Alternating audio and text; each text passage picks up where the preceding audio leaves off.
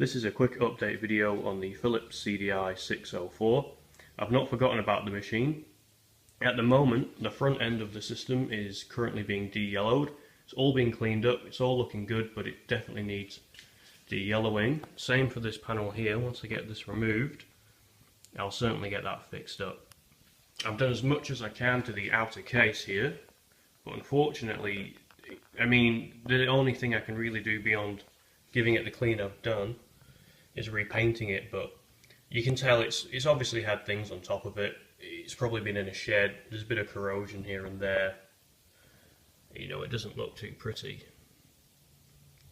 It could be worse. It still looks presentable, but once you get up close, you see it just looks like a bit of not very well treated metal. So may consider painting it if I can get a good matching colour.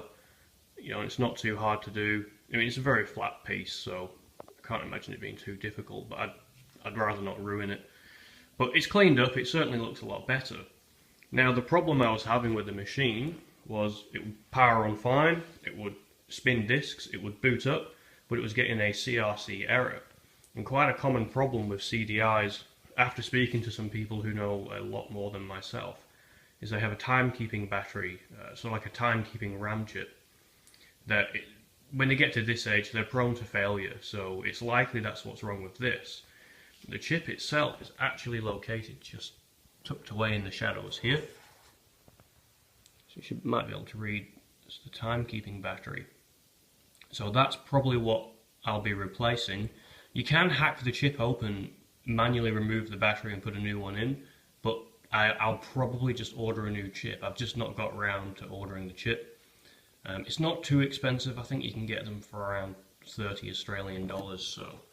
And to actually install it shouldn't be too hard. If we flip the machine up, you can see the chip just comes straight through the board, so it should be a relatively straightforward repair job. And I'm hoping after that the machine will boot up fine and it won't display any errors.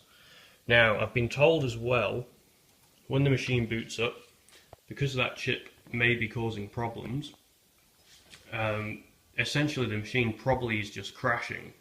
So whilst it's spinning the disc and I'm thinking that the CD isn't loading and the CD drive may need repairing, it's likely that the system's just crashed, the CD drive is doing its function, but it's not going to get any further than that.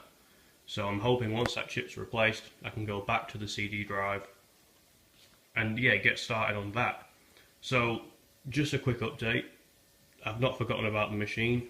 I'll certainly get it up and running. If the chip doesn't solve it, I'm not too sure where else I can go. There is RAM in the machine here. It's not something I'd like to replace, as I don't think that RAM in particular is easy to get a hold of. But everything else on the machine, as I've said in the previous video, looks like it's in good order. Seems to be in relatively good. It looks fine. I've cleaned it up as best as I can for the moment. So currently just waiting on that chip, and I'll probably do another small update just to show a comparison of the panels once they've been cleaned up and de-yellowed, so at least the machine will look a lot better than it did. And that's all for now.